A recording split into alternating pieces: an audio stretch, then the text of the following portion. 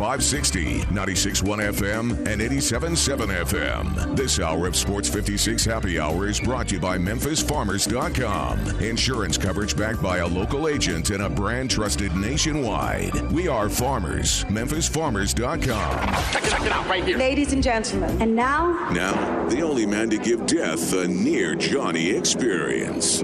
Johnny Harden.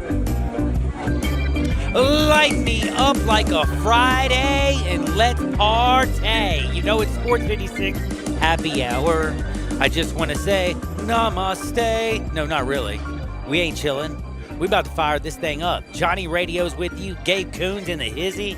Follow Gabe at G_Coon 71. That is at G_KUHN 71. Follow me at Johnny_Radio. If you don't know how to spell that, JOHNNY_radio, RADIO. Well, I just helped you out. And then I will also say a prayer for you. A small one, but I said it. Now, all you people out there, I want y'all to also know something. We have a very, very, very exciting and busy show.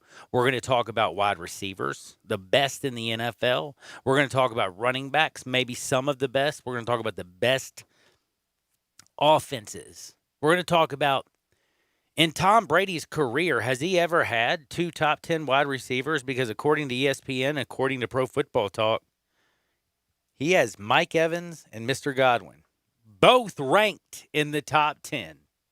Now, when I show you their numbers, I'll actually freak you out because one of them, the guy who is actually ranked higher that everybody knows, well, I mean, and we're talking about last year. Now, Mike Evans is 6'5", 235 pounds of solid rock, and he's a full-grown damn man.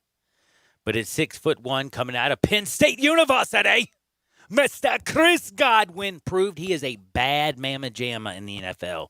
Imagine Jameis Winston not turning the ball over. Imagine that defense doing what it is. What if Gronk turns into something? Cameron Brate, O.J. Howard. How good? Ronald Jones. I mean, we don't even talk about. Do we ever talk about Ronald Jones?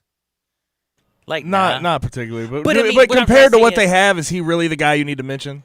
But here's what I'm trying to say. I guess you don't. It's not like you're handicapped in the backfield.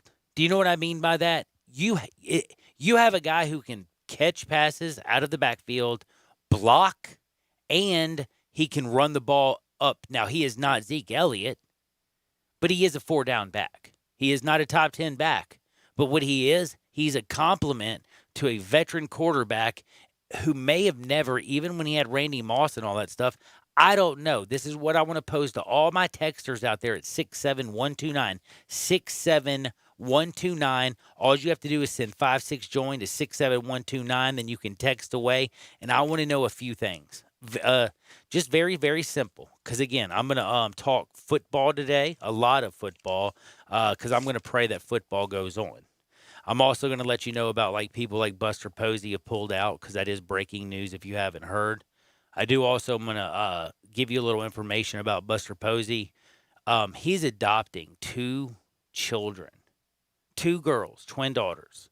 They're both in the NICU. I saw some things on Twitter, and I understand we cannot measure society by tweets, and I'm not trying to. But again, I just, like there was a lady who tweeted Tool at one of my tweets. I came back with her and said, so you know them? You've met them? Oh, no. You just like calling them a tool because you enjoy being a biatch. Let's just be real. And that is one thing that I realistically can look at. Very simple. I don't know her, but I can tell if you're going to tweet something, when I tweet something positive about a couple young men who are enjoying life, it was Patrick Mahomes and Travis Kelce with their girlfriends at Lake Tahoe celebrating life. Patrick Mahomes, what he's done in donating money, Travis Kelce, what he's done in donating money. I looked this stuff up to make sure I wasn't crazy. His speech, did you see him speaking on the NFL Network for Black Lives Matter? And for coming out and saying that every single life matters, and and that, he loves this country. I mean, this dude comes out, and then he also comes out and says, heck no, you ain't putting 35% of our escrow in. He's been a very powerful figure. So for somebody to come out and call him a tool, for me, it was very easy to sit there and say, you don't know anything. You just a biatch. Now, for people to come out there and say things that I saw today for Buster Posey, who is leaving baseball, I, again, want to sit there and say this isn't like me calling this girl a biatch, because this is a man who, yes, has made a lot of money. One of the tweets was, it wasn't like they cussed at him, but here's what it said. It must be nice to be rich to be able to just to opt out of this season while the poor baseball players have to fight it out and risk COVID in their families. Again, you haven't done your research. You haven't looked up the situation. Buster Posey adopted 2 kids, 2 twin girls who are in the neonatal NICU right now. If you don't know what the NICU is, that is where they take babies who are struggling and fighting for life. He adopted 2 little girls who are in the NICU right now. So he opted out of baseball, but yet people talk about him and threw him in a thing with Ian Desmond, which I don't think throwing him with Ian Desmond is a bad thing, by the way. But don't clump, again, apples and oranges. Ian Desmond is doing it for this reason. Buster Posey is doing it for this reason. And all you people who want to attack people, Buster Posey is not doing something because he's rich, powerful, and famous. Or what did that one person tweet out? Oh, my God. And this is, again, they tweeted at Buster Posey, white privilege on fire. White privilege on fire? No. That's also that's a red herring. That's another attack on a human being that makes no sense. This is a man who is a good baseball player and a good human being who's just adopted 2 young girls who are fighting for their lives. And instead of playing baseball, he said, San Francisco, I'm staying with my wife and my 2 baby girls. I don't know about y'all. I see that more heroic than, as some person put it, Buster is just like his name. No, Buster, in my opinion, is not a buster. He's a damn hero, and he should be. Listen, I'm at work. I want people to go out to work. But if you had the money and the opportunity and you're adopting 2 children who are fighting for their lives and you want to be there for them, and they're in a NICU, and you're spending every penny, by the way, on all the medical expenses, et cetera, but then people are going to go out there and call you this. It's, what do you say? Don't ever look for Twitter for any kind of moral compass. It is sometimes a nightmare, but Buster Posey has left baseball. Big Ten Conference scheduling. We got some of the most underrated players in basketball I want to talk about, and I want to ask you, are 2 of the most underrated players on the same team in basketball along with the best? 67129. We have so many things to get to, and then we have Fight Island in Abu Dhabi. What is this, 251? Nice, 251. You're right on. Don't play no games. Let me tell you another thing. There is a fight because there's a dude who's fighting, and it's on a week notice? Do you know what I'm talking about? Yes. Gilbert Burns was supposed to fight Kamaru Usman for the welterweight belt. Usman's fighting Masvidal. Yeah, and Gilbert Burns had coronavirus, so they had to pull him, and they put in Jorge Masvidal, known as Street Jesus. He fought in those with Kimbo Slice in those backyard by the way, fights. I watched him because of you. And he used to kick the crap out of people. He would go in there and fight big dudes, too, by the way. He's 35 and 13 in his professional career, just so you know. That's a lot of fights. He cut down 20 pounds in 6 days. That's what he's done his whole life. He's fought his whole life. He's like, I'll cut it down. I only got 6 days. I'll do it. Don't worry about me. He made weight. Now he's going to fight tomorrow. Let me tell you something. I'm going to be watching it. UFC 251. Well, guess who I've got?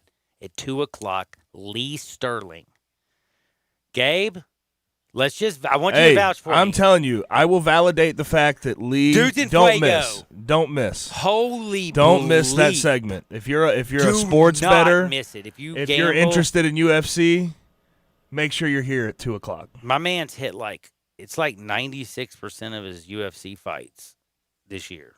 It's something. I mean, I think he's lost like 2 fights maybe. It's something so ridiculous. But Lee Sterling, 2:00. We got Fight Island happening in Abu Dhabi. It's going down for real, and at 2:00 it's going down. We got Hardwood. We got all kinds of things because it feels so damn good. But without you and my good friend at MemphisFarmers.com, Chad Gatlin, always remember him. Why? Auto, home, life, business, no matter what you need. Memphis born, Memphis bred, a Memphis man. Till he's dead, he's going to be honest. He's going to be ethical. He's going to be straight with you. He's a Southern man. He knows this place. He's mid-Southern. He knows what to do for you. He knows everything you need, nothing you don't. Call him at 901-235-1176. That's 901-235-1176. And for all you people out there, this is so hard for me to say because I know I'm even scared, but I know a lot of people have lost their jobs. More people are still losing them. Second wave is coming, it feels like. People are scared. Life insurance, if you are a father, I know what that means to you, having children and grandchildren. If you lost your job, you lose your life insurance. Call my buddy, 901-235-1176. Talk with him about how for almost pennies a day, you can get life insurance and a step for your family, a foot up so that if God forbid, which all of us are going to meet our maker one day, when that time comes, they're going to be okay. 901-235-1176. Call my friend at MemphisFarmers.com. That's Chad Gatlin. Now let's do a thing. I'm in the box. Let's go to the leadoff.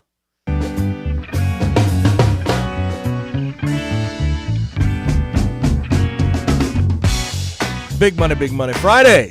Happy Friday. Happy Friday. Speaking of big money, by the way, real quick, you mentioned it. Dak Prescott, does he get his deal done? I'm going to ask you a question and lead things off.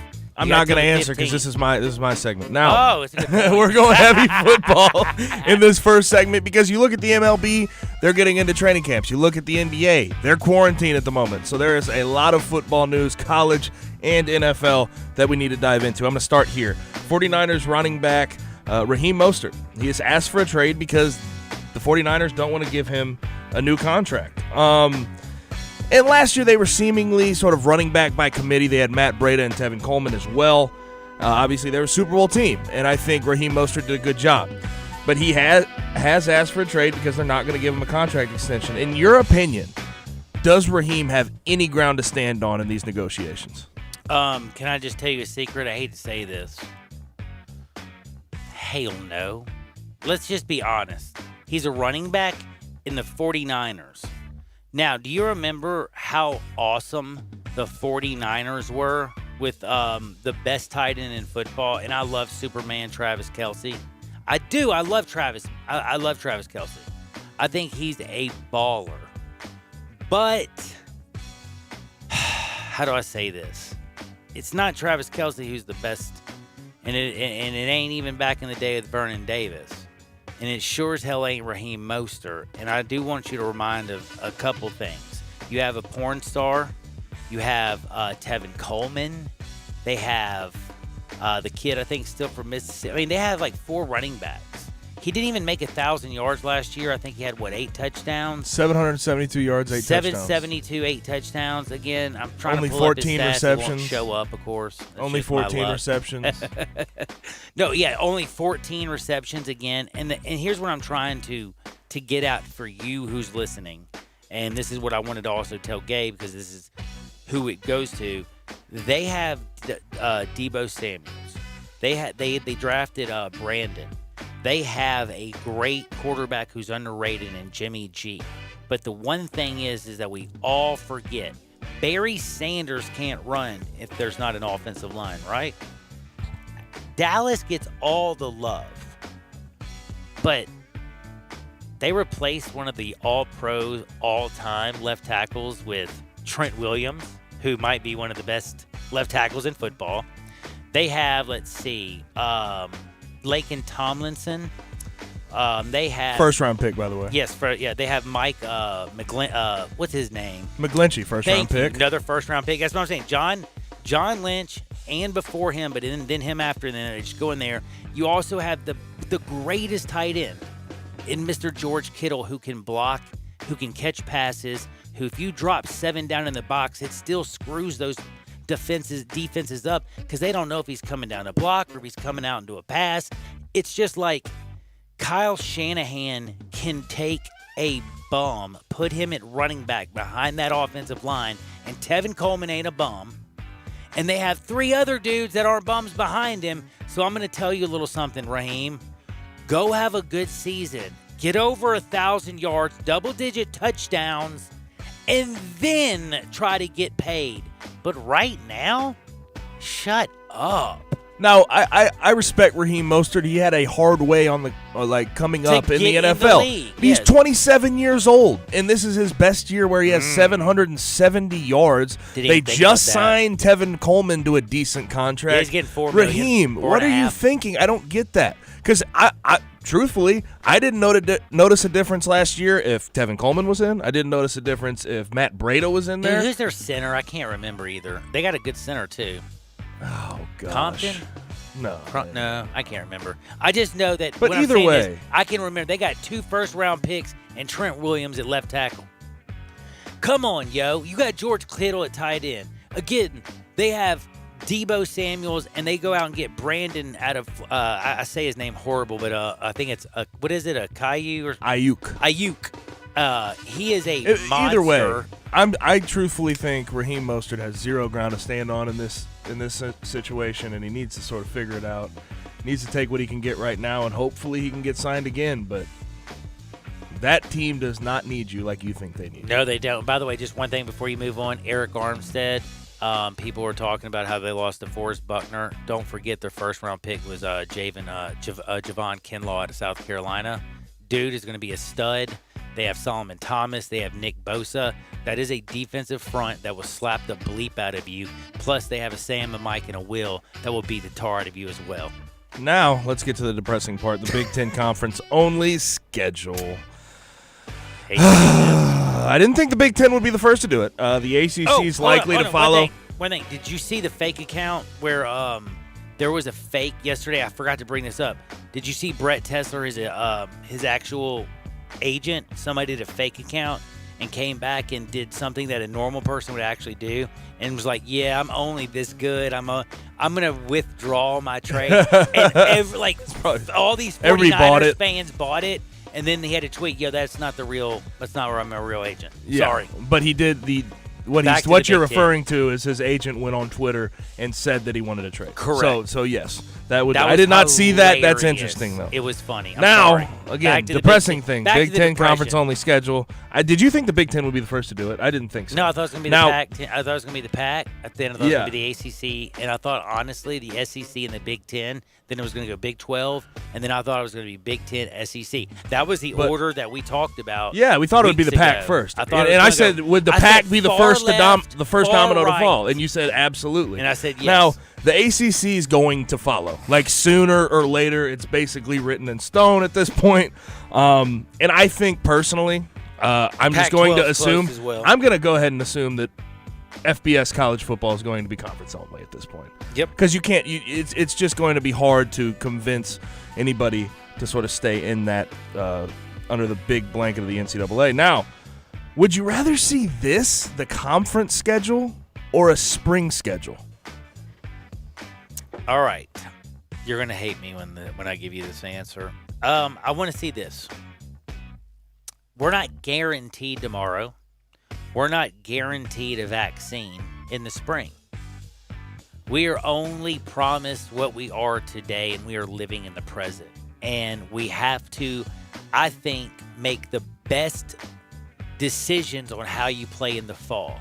They're going to have to push everything back, obviously. They're not going to have any of those, small games at the beginning of their season. And you'll have weeks to work with. You're going to have a few weeks to work with, but I think you have to give it a chance. You have to give it a try. No, I don't think there's going to be bowl games. I don't think you're going to have stands that are full either.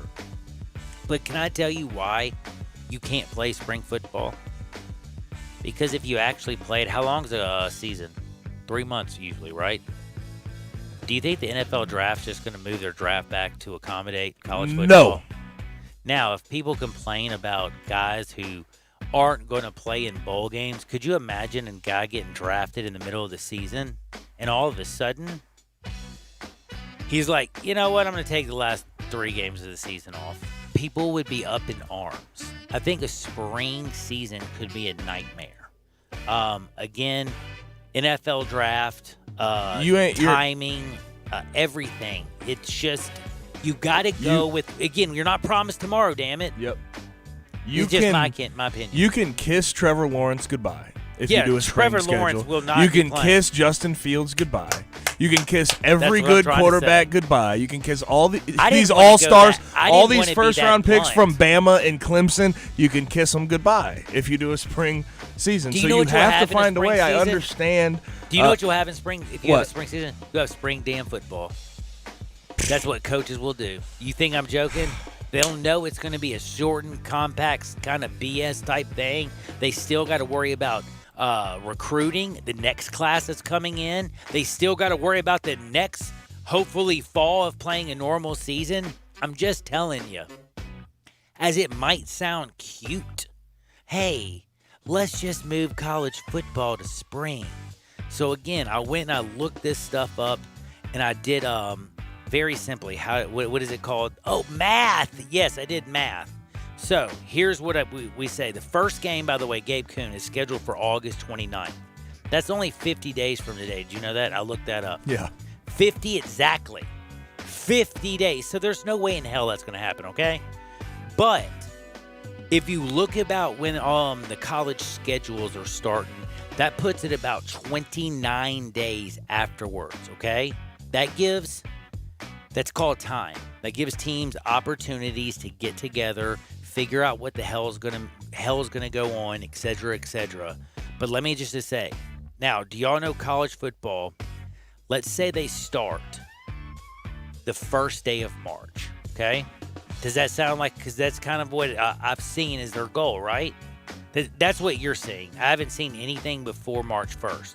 That was the earliest I could see. I saw one that had basically March, it was like 12th or something. I was like, damn. But here's what I'm trying to say is, if you have the first game on March 1st, that'd give players 1 month before the NFL draft, and they're just starting their damn season. It's not happening. I'm just going you to see go what ahead I'm and put it trying out. to It's say, not by the way? possible. It's not possible. It's not feasible. There's nothing about it that can happen. Now, Just truth- last thing truth I of was the going to matter. say, even if you started on January 1st, you still couldn't get it in and have players get ready for that thing called what? The NFL draft. No, Or, not every player is going to be hey. drafted. But are you just going to screw an entire senior class? Know what else you haven't brought up? What? How is that turnaround going to be right back into August when you have to get into fall camp? And You're screwed. The spring season thought has come up, and I just can't see it. I It doesn't laugh seem at it. feasible It doesn't make sense at to me. all. Now, along these lines with this Big Ten announcement, we have the executive director of the College Football Playoff, Joke. Bill Hancock, Joke. coming out. Joke. And he says that the group will continue to use its existing protocol to determine the college football playoff, the top 4 teams in the country, at least for now. If we're doing conference-only It's schedules, impossible, man. does it make any sense to use the existing protocol? Dude, only if he knows right off the bat before the Pac-12 is playing on a different level.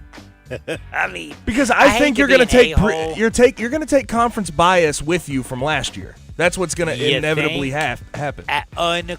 Gabe Kuhn, you just hit, dude. That's taking like John Henry's hammer and just pow. And if you ever heard, you know, John Henry's, do you know who John Henry is? Yeah, that's right, buddy. Man, would hammer all day long, baby. But anyway, that's grabbing it. That's knocking that sucker down. You can't say it any better than that. Talk about bringing a bias into a season. You don't have so many of those players that have moved on. They're different teams. They're different everything. But I bring in a bias from last year. Everybody does.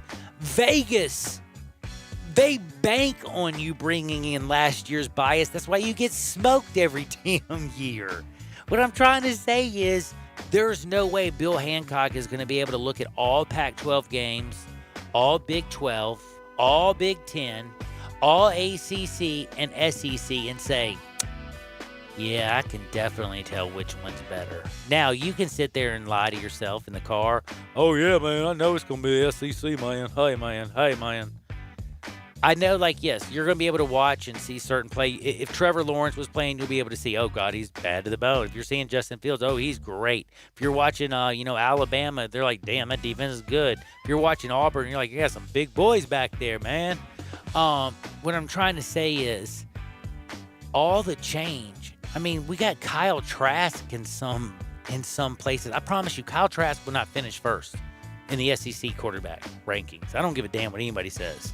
I hear people trying to sit there and say Dan Mullen is a hell of a lot more than Dan Mullen is, but no way in bleep Kyle Trask is the best quarterback in the SEC. So what I'm trying to say is everything changes. That's why we have a thing called a season. The preseason never looks like the final. That's why it's played out. And if you don't change the rules, the regulations, how you pick the Final Four. In fact, if you don't basically go to 6 or 8 schools this year just to get through this year, because you're not going to have bowl games, damn it. Make it 8. Make it 8. Every single Power 5 champion gets one and pick 3 other this year because, damn it, we're only going to play in conference if we play at all. It's different, Bill. Wake up to that. Tomorrow you might wake up with a different woman. If it's not your wife, you'll probably get divorced. But hey, that's 2020. Don't touch that dial. Sports 56, 96.1. Oh, by the way, I got a guest coming up, don't you? Gabe's brother. Alex. Oh, yeah, he's coming up a little bit early right here on the other side. Sports 56, 96.1, 87.7 FM. It's R&R on sports. The word is out about R&R on sports, where you've heard interviews from Ken Griffith Jr., Dr. J, Hank Aaron, and many, many more. R&R on sports, Saturday mornings, 10 a.m. Sports 56, 87.7, and 96.1. Don't miss us. I Buy Houses, 901-406-1101. That's 901-406-1101. I Buy Houses. I Buy Houses will buy a house in any area, in any condition, and yes, it's guaranteed to close in 5 days. If you need to sell your home quickly, call 901-406-1101. If you've been through a divorce, if you lost your job, if you're tired of renters, I Buy Houses can get you your money quickly. I Buy Houses will buy your home in Shelby County, DeSoto County, Memphis, Bartlett, South Haven, Horn Lake, Olive Branch, anywhere and everywhere in between in any condition. And yes, they're open 24 hours a day, 7 days a week. I Buy Houses, 901-406-1101. That's 901-406-1101. Grab that pen, 901-406-1101. I Buy Houses. Blood and plasma donations are more important than ever. People all around the world still depend on the medicine your plasma helps make. That's why Interstate Blood Bank and Plasma Biological Services are open and will remain open for our donors. The United States government has declared blood and plasma donation as a critical infrastructure industry. That means healthy donors are allowed to travel to and from donation centers regardless of any stay-at-home mandates in your area. We need you to keep donating so that we can continue to manufacture these life-saving medicines. We understand that you may be concerned about COVID-19. The health and safety of our donors and our employees remain a top priority. To limit the spread of the virus, we're taking additional measures to ensure our centers are safe and clean. Donating now is more important than ever, but please do not come to the center to donate if you are not feeling well or have a sore throat, fever, cough, or shortness of breath. We are doing our part so that you can do yours. Come donate today at one of our IBBI or PBS locations across the Memphis area. Hi, I'm Greg Gaston for Window Genie. Window Genie is a trusted name in window cleaning, but they do so much more. They can take care of your home or business. They clean interior and exterior windows with a streak-free guarantee. They clean gutters, do pressure washing and house washing. They can also clean and seal concrete, brick, and natural stone. Locally owned and operated, insured and bonded. Get your free estimate today and ask for the Sports 56 discount. Call 901-424-4100 and leave the dirty work to Window Genie. Hi, this is John Conway with Conway Services. Is your old energy-guzzling air conditioning system struggling to make it through the summer? As the summer heats up, many old, inefficient air conditioning systems just can't keep up. We know the timing's not always right to replace your air conditioning system. That's why we have air conditioning systems for as low as $79 per month. That's right, replace your old air conditioning system this month for as low as $79 per month with approved credit. And with today's more efficient models, you could be saving money on your utility bill every month. So the next time you have air conditioning problems, call the experts at Conway Services. And you know, with Conway Services, you'll be receiving our award-winning service every time. So call Conway Services, the Mid-South's premier heating, cooling, plumbing, and electric service company at 384-3511. And the first 30 callers with a 10-year-old air conditioning system will come out and inspect it absolutely free. Call 384-3511. Conway Services. Call Conway today.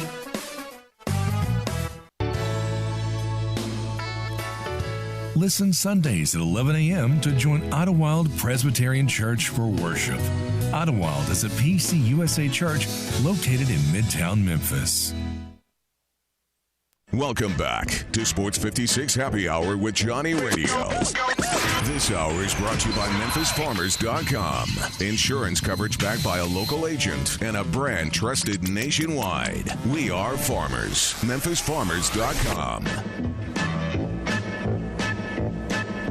Show me the way to the next whiskey bar. Oh, don't ask why. Oh, don't ask why. Show me the way to the next whiskey bar. Oh, don't ask why. Oh, don't ask why. For if we don't find the next whiskey bar, I'll tell you we must know. Hell no, it's Friday, baby. We're going to find some Jameson, some Jack Daniels, a little something. Maybe like a little Woodford, maybe a little crazy, like a little Macallan. Who knows? What's your favorite, man? Like my favorite? No, I'm not saying favorite. Like go-to. I would say more go-to. My go-to is Jameson because it's fair and it's inexpensive. Jameson and Jack Daniels are the two I drink the most. Like, basically, I'm like, who's got a deal? I hear you. Between those two, though. And I always can usually find one. But those are my two favorites, to be honest with you. One because it's Tennessee, and the other one because, damn, it's J-Mo. You know, what can I say? It's Jameson, baby. Speaking of Jameson, it is Sports 56 Happy Hour. I got Gabe Kuhn. I got me, John Harden. And, yes, his brother, Alex Kuhn, joins me now. And we, yes. We usually knock this thing out at 2 o'clock. But at 2 o'clock, we have Lee Sterling, who's going to go do the Abu Dhabi fight. And he's been on such fire that Alex was so kind to come up and just, like, go a little bit earlier. That's how cool Alex is. We have the connection. Lee goes on your show, Alex, doesn't he? He does. We call this segment Odds and Ends. So you got to get Lee on. He has been on an absolute tear with you. Fire. It's unbelievable. Yes. Oh, so you know what I'm talking about, 100%. Yeah, dude. And by the way, I got to tell you something. Without COVID-19, I don't know, did Gabe ever tell you how, like, anti-MMA I was? I mean, I wouldn't say you were anti-women. Like, yeah, anti-women. Women's MMA. No, don't say anti-women. You're going to get yourself. That's anti-women's horrible. MMA. I just didn't. It was interesting. Well, okay, he's come a long way, you though. Have to We've got him understand come a long way. I went to, I got to say this real quick. I went to Minglewood here in Memphis, and I watched the V3 fights, and these two women fought. It was by far the best fight of the night, but they beat each other so bad that I ended up getting sick. Because, like, I was like, I'm like, please stop it. Like, stop beating each other. It's so bad. Like, it was. I feel you on that one. I'm like, I really do. That was hard to watch, man. I mean, being a dad, you're just like, damn, that's hard. But no, I got to ask you something that's going to be hard and something that's a reality I think we're going to have to face. I don't know if we're on the same page, but I will tell you, me and Gabe talked about this. The Big Ten has already started it. We think the ACC will follow. I thought the Pac-12, what is it now, 14, but Pac-12 still thought they were going to be the first to fall. Big 12 eventually, I think, is going to crumble. And, of course, I think the whole Power 5 will eventually just play a conference schedule. I personally think playing in the spring is lunacy. I've said it for 1,000 reasons. You know, like, the NFL is probably not going to push their draft back. How do you get the season in? People already complain about, oh, my God, he's not going to play in the bowl game. Could you imagine like a month of the season goes by, and then the players just decide after they get drafted, I'm good. I'm not going to play the last 3 or 4 games of the season. So, Alex, I'm just wondering, where do you stand on college football, the reality of having a season, and if you're going to chase anything, damn it, don't you have to chase the fall and even just a conference schedule than anything that they're trying to propose towards the spring? Because, again, I'm going to go ahead and try to persuade you, but damn it, we ain't promised tomorrow. I'm nervous. I'm scared about this college football season, and the reason I say that is the story that broke yesterday from the Big Ten, and it wasn't just the fact that Commissioner Kevin Warren had said that the Big Ten was going to just a conference-only schedule. It's what he said after that. He said that this was just the next step in what they thought that they had to do, and quote, "We may not have sports in the fall." He said scary. those words, and it to me, the show that we did yesterday in the state of Iowa, it's weird because, I mean, being in Iowa, you're not used to seeing these national stories where you're directly involved in them, and we've had 2 of them now in like the last 2 weeks with the Iowa football racism scandal, and now the Big Ten is being the first conference to decide they're going to go to a conference-only schedule. But it felt like the day that we found out that March Madness was going to not have fans in the stands. For me, it felt so much worse, though. Yeah, because I have a serious attachment to college football for obvious reasons. Yeah. But, Alex, I'm curious, like, with Kevin Warren and the Big Ten, like, were you surprised that they were the first conference to announce this? You're right there in Big Ten country, Cedar Rapids, Iowa City, right there by the Hawkeyes. Were you surprised with the first one? No, I wasn't.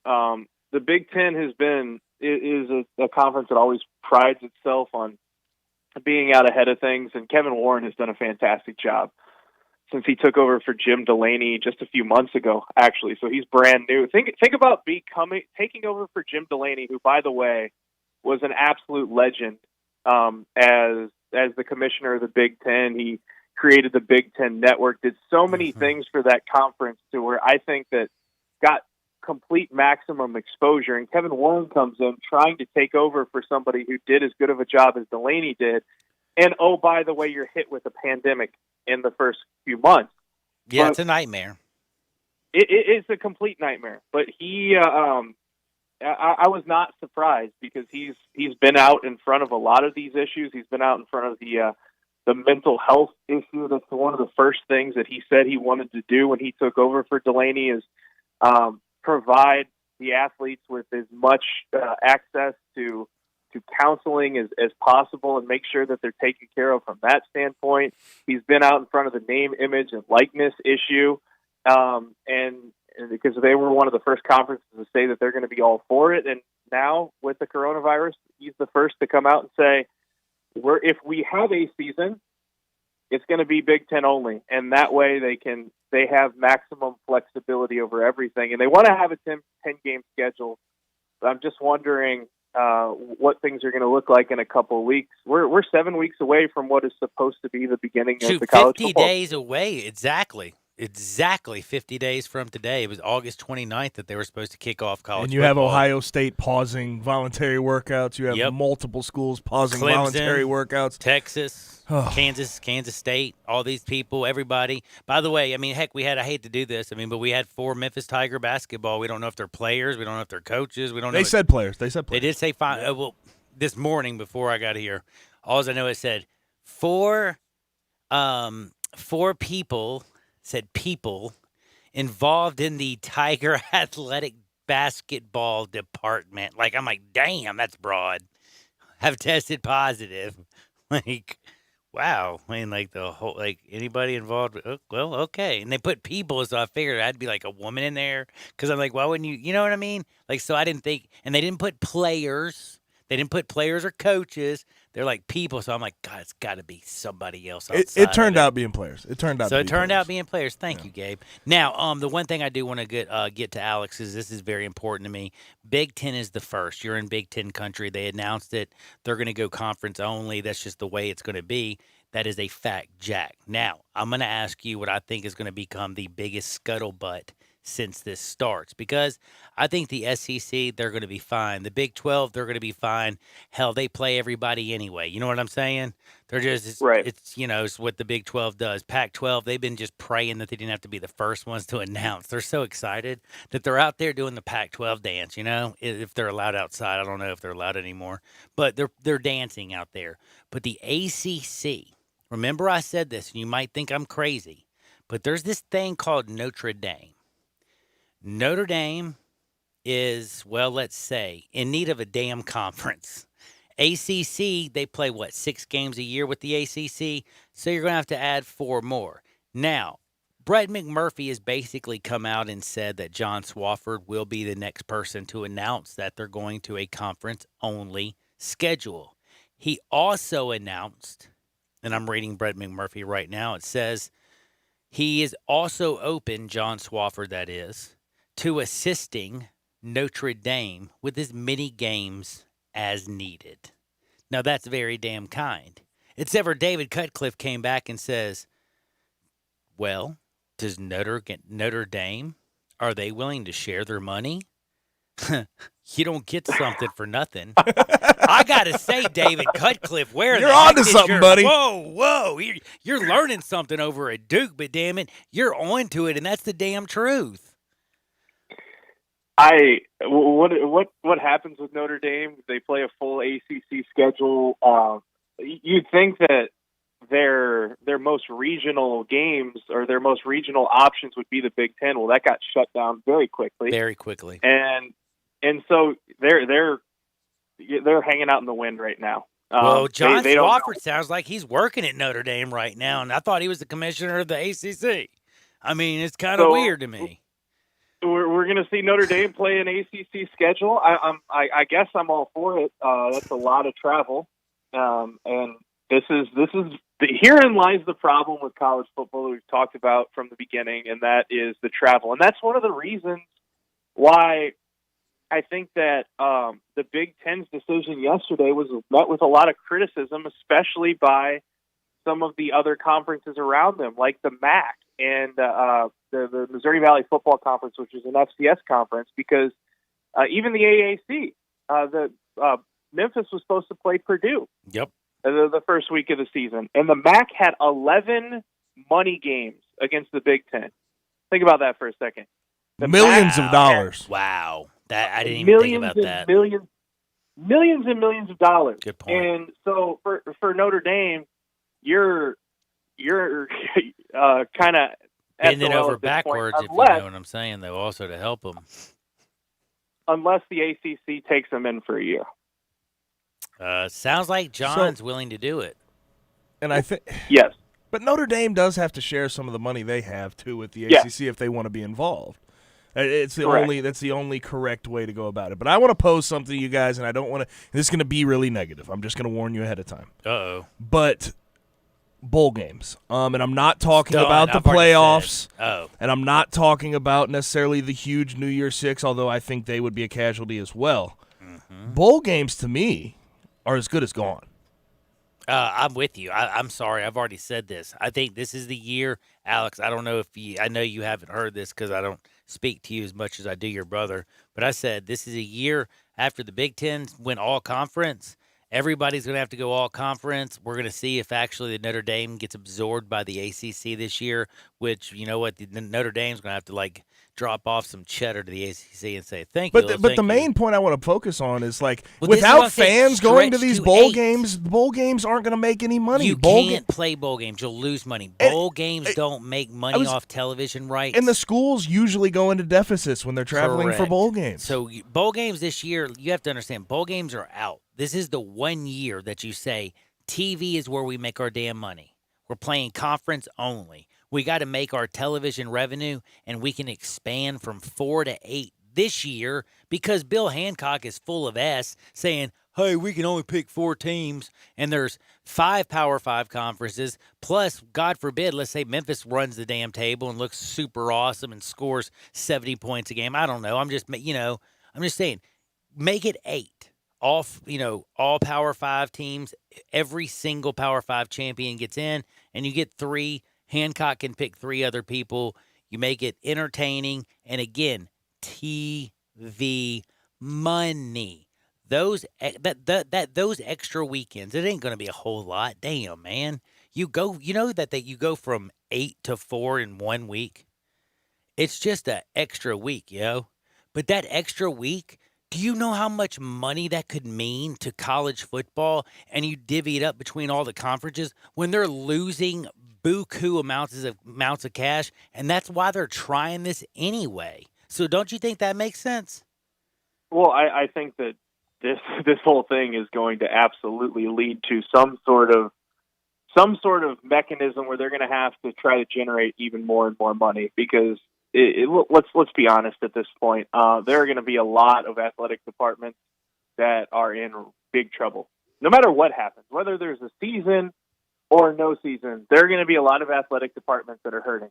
So right. Whatever they have to do to make some of that money back is what they're going to do moving forward. However, for this season, let's just be straight up about this season. Don't ask for anything extra out of this year. If you see any football at all, it's better than nothing.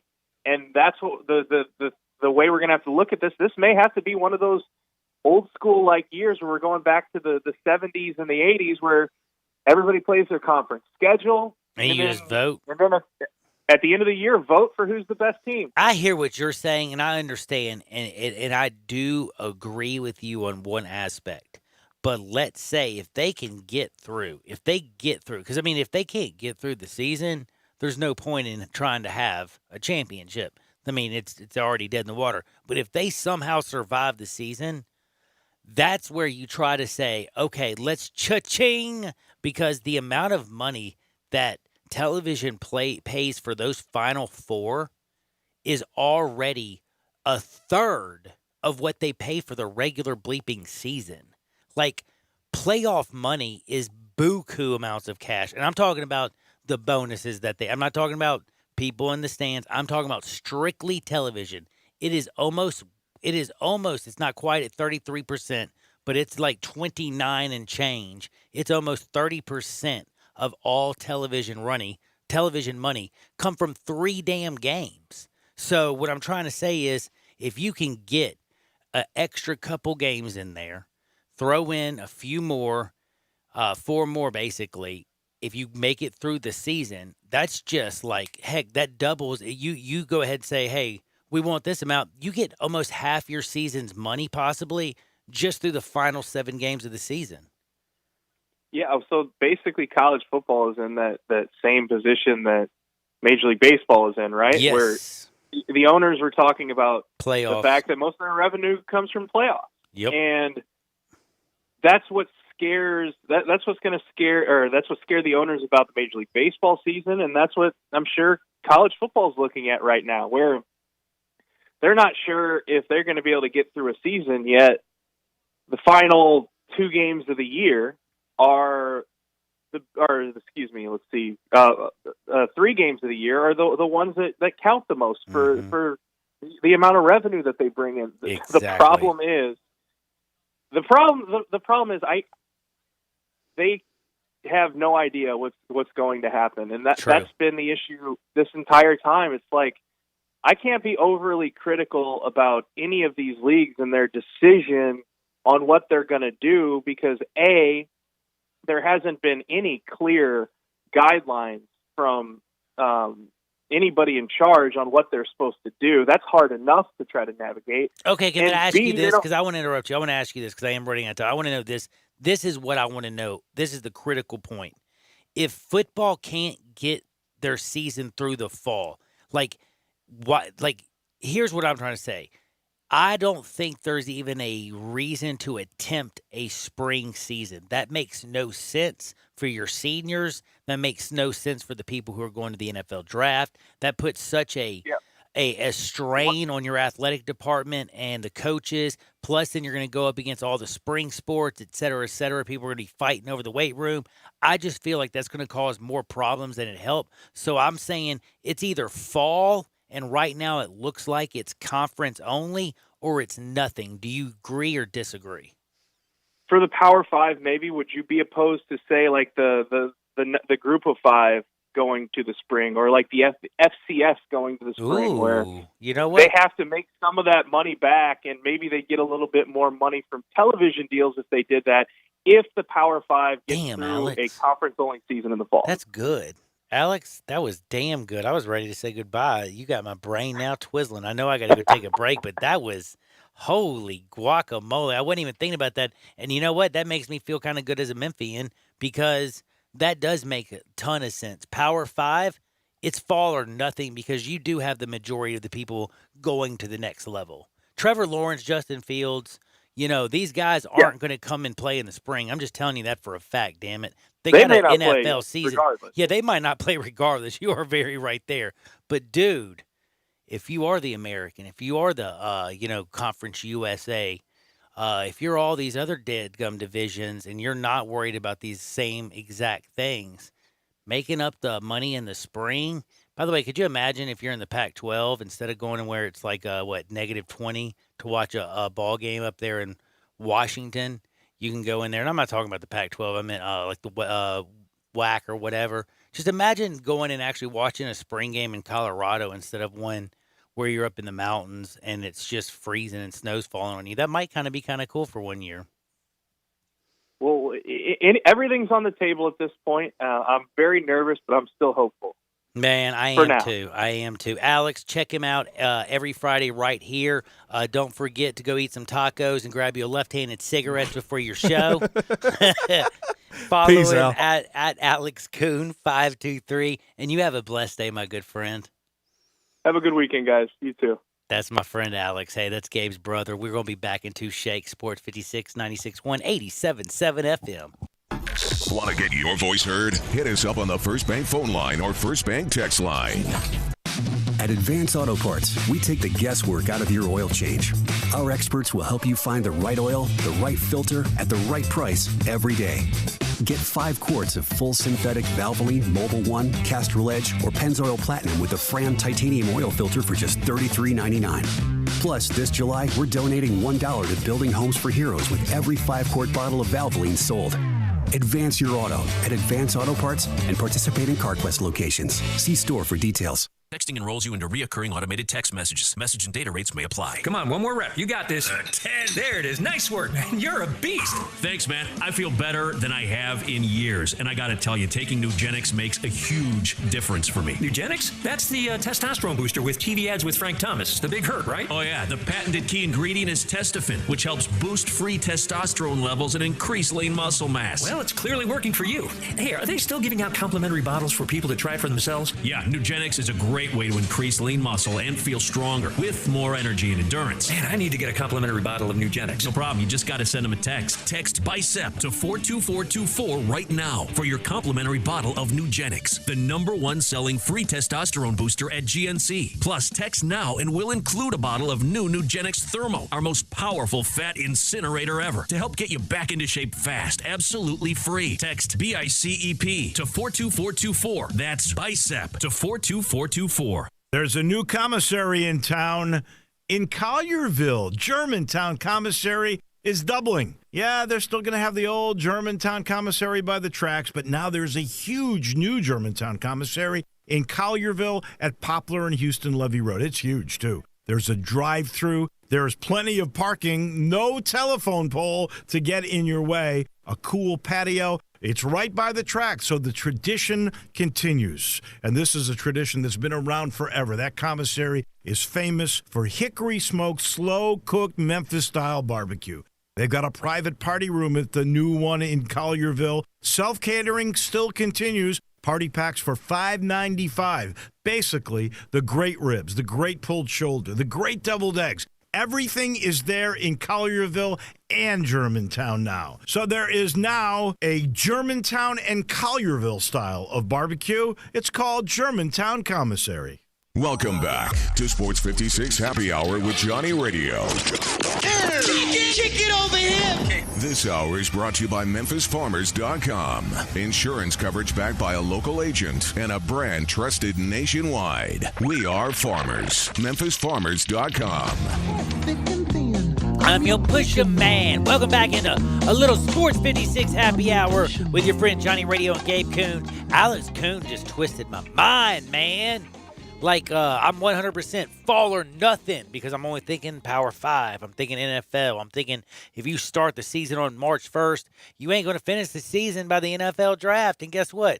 You think people missing bowl games is annoying? Wait till somebody gets drafted in the first round and says, nah, I ain't going to play the last 3 games of the season. Watch fans just start losing their bananas. So I was thinking spring, oh, nothing. Well, if you have the Power 5, play conference, national championship in January, but you have the smaller schools, Memphis included. I'm sorry, I know the Americans is close. We like to say the P6 here. But let's just be real. Memphis, Coosa, all those other schools, they can make up that money that they need so desperately. And who in the hell wouldn't go and see a Memphis game? I know I sure would. But, Gabe, Alex messed up my mind. One cood's already messed me up. Another one's got something else. Yeah, sure. Memphis basketball note from John Rothstein this morning per sources. Memphis and St. Louis, SLU, the Billikens of St. Louis, will start a home-and-home series next season at FedEx Forum. And then the Tigers will travel to St. Louis to Chaffetz Arena in 21-22. Little home and home action in basketball. I like that. That's actually that's a decent out of conference baby. Mid-major game that can add to your resume. Yep, I like it. I ain't mad about that. Plus, St. Louis is dope. You know what I'm saying? Aren't you a St. Louis guy? Yeah. I used to go to some Billikens games growing up. No, but I like it. And I will say one thing though. We do have 4 Tiger basketball players who have COVID-19 positive tests. But so far, Gabe Kuhn. Is it just me? Are we like the only team in the country whose football team has somehow avoided COVID-19? Notre Dame. Oh, and Notre Dame. Wow. Notre Dame as well. And I think Michigan's doing pretty well. 4 out of 5. They have. I have to go find the numbers. I'll get them to you on the top of the hour. Yeah, Jim was very proud of it. 4 out of out of a pretty decent amount of tests. He said it was because he mixes steak and milk, and that's what he makes his players do. One thing, if they're very serious, though, no joke, have you noticed more men end up fatally dying from COVID-19? This is a new thing they're finding out. They think it's because it takes 2 X's to make a woman, and a man's an X and a Y chromosome. But they're putting progesterone or something, or estrogen or something. I don't know. I ain't a doctor, but I'll say one thing. I hope they figure this thing out. 4 out of 5, 14 at Michigan. Man, that's so dope. That's so dope. I hope they figure this thing out sooner than later. We'll be back in 2 shakes. Lee Sterling on Abu Dhabi. Progressive Motorcycle presents Road Wisdom from the Motor. Half man, half motorcycle. If you missed a turn, there's always another turn. Take it to get back to the turn you missed. Use your turn signal. Progressive Motorcycle also presents Roadside Assistance. Progressive Motorcycle, for those who were born to ride. Progressive Casualty Insurance Company and Affiliates. Brian Elder's Roofing Solutions. Chris Price here for Brian Elder Roofing. The storms we've had over the past several months have been devastating to our communities. The rainy season is ahead. You may have not even noticed the dripping in your attic, water stains throughout your home, or even worse, mold and mildew. Please call Brian Elder Roofing and we will send out our project managers to assess any damage. We will not try to sell you a roof if all you need is a repair. We will measure your roof from outer space. 0% for 60 months, even no payments till 2022 are available with approved credit. If you've noticed missing shingles, water stains, leaks in your roof, call us before you call your insurance company at 867-0303. That's 867-0303, and we will provide a free, thorough inspection of your roof's condition. Call 867-0303. Brian Elder's Roofing Solutions. Great news, sports fans. The Butcher Shop Steakhouse is now open for dine-in service. Make a reservation and enjoy a mouth-watering steak dinner. Or, if you prefer, take it curbside. In addition to their fantastic steaks, the Butcher Shop Steakhouse has a variety of entrees, including Canadian lobster tail, crab stuffed shrimp, pan-seared red snapper, and fresh ground steak burger with portobello mushroom sauce. Planning to cook out? The Butcher Shop Steakhouse offers a great selection of fresh Angus beef, hand-cut steaks and burgers, lamb chops, Atlantic salmon, and more. Make your reservation for dine-in or pre-order for curbside pickup. The Butcher Shop Steakhouse. Dine-in, curbside, and delivery. Plus, enjoy the sizzle of top-quality Butcher Shop steaks on your own grill. Call us at 757-4244 and visit our website, thebutchershop.com, for menus and more. The Butcher Shop Steakhouse, Walnut Grove and Germantown Parkway. Chad Gatlin is your Mid-South Farmers agent, and he's easy to find. Just go to memphisfarmers.com to get a fast quote or call his office at 901-237-1176. And during this wild time we're all facing, know Chad has you covered. Whether you need to file a claim, get a quote, or just talk about what he can do to give you the absolute best coverage at the best price. Chad is a Memphis man and knows the area and that everyone is different, and he will work to make sure you have everything you need and nothing you don't. Get a fast quote at memphisfarmers.com or call 901-235-1176. We are Sports 56 WHBQ Memphis, WIVG-FM Tunica Memphis, and WPG-FLP Memphis, Flynn Broadcasting Stations. Now back to Johnny Radio's Happy Hour on Sports 56 and 87.7 FM.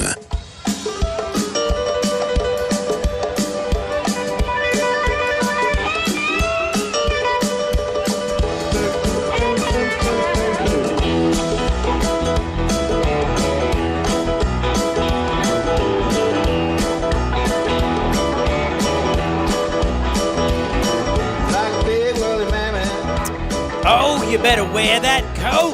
Let me tell you something. You want to wear that coat? You want to win in Abu Dhabi? That's right, UFC 251, Real Deal Holyfield. And here's Sports 56 Happy Hour. You know we don't play. I've been promising you the truth. Well, I'm bringing on Lee Sterling from Paramount Sports. I talked about it with my good friend Alex Kuhn. That's right. All right. Oh, yes, that's right. Gabe Kuhn's brother. Who, they talk with our good friend Lee Sterling, and he's been what I would call en fuego. That is, I think, Spanish. Is that Spanish? Yes. Dude, Yes. do you see this? Like, I'm a deadgum linguist, man, out here. Don't play no games with me. Can't get nothing past me, yo. But no, for real, you ain't getting nothing when it comes to the UFC past my good friend Lee Sterling. And I'm very, very serious when I say this. Paramount Sports. Go to ParamountSports.com. Check him out. And guess what?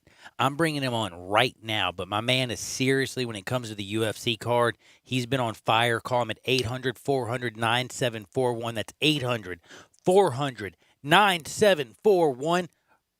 Or just go to ParamountSports.com. Bing, bang, boom. Either way, you're going to win. Lee, how's life? Well, if there's college and pro football, then life will be great. If there's I know the what NFL, you mean, my brother. If there's the NFL, I'll somehow survive because I'm hearing the NFL will put 3 games on Saturday.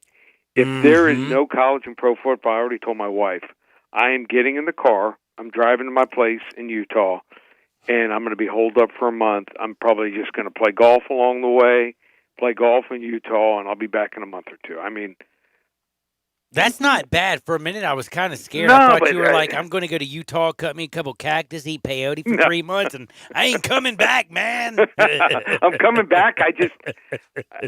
I've never experienced it. Hey, this is, Johnny, it's not normal, man. No. I mean, I'm getting fired up about UFC 251, but like when the last UFC event ended, I was like kind of depressed.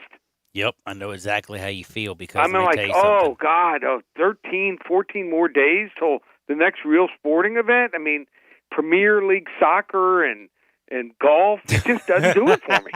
No, it doesn't. And I don't care what anybody says. At first, we had the fake golf when Tom Brady and he ripped his pants and all that stuff. Yeah. Like, I mean, I can't get into that. The only thing that was kind of funny is that he ripped his pants. Yeah. Again, I love sports.